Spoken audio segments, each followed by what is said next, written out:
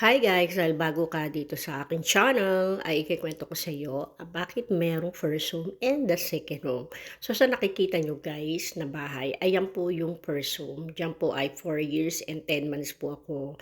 And kalilipat lang po namin dito ngayon sa bundok ng Tralala, ang second home na kami dalawa lang ni Daddy dito since January 19. So sa nakikita nyo yan na lupain hanggang dun sa malalakaran ko, yan po yung properties na nai-turn over po kay Daddy hapon simula nung nawala na po si Tito, yung kanyang tiyuhin na namamahala sa mga palayan at sa mga Ringo Farm or Apple Farm. So, very pressure guys na napalipat kami dito kasi hindi ako sanay na hindi kasama ang aking mga anak kasi magkakasama po kami dun sa first home. Pero wala po kami magagawa kasi kailangan ipagpatuloy ni Daddy kung ano yung mga naiwan pang dapat gawin sa farm dahil dito po malapit yun. Siyempre, nasa stage of adjustment pa rin si Mommy housewife. And sa mga hindi pa po nakakaalam ay i-follow nyo po ako sa aking Black Apps, first account and the second account.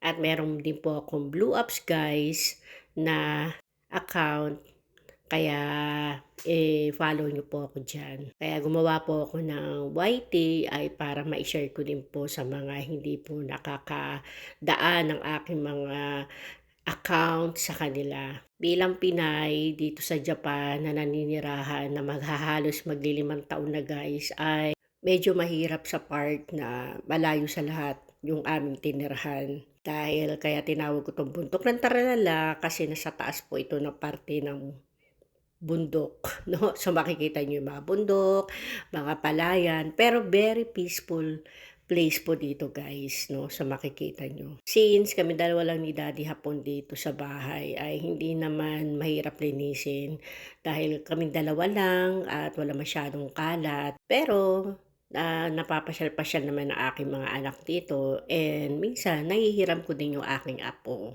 Kaya lagi ako may mga video about sa first home and second home para hindi po malito ang aking mga supporter, aking mga followers o subscriber kung ano ba ang first home and the second home. Bahay pa din po namin ang first home guys at anytime pwede po kami doon matulog, mag-stay. Andun lang po yung aking mga anak dahil malapit po sila sa lahat. So, yun lang guys ang share ni Mommy Housewife sa kwento ng first home and the second home. Please like, share, and subscribe. Thanks for watching.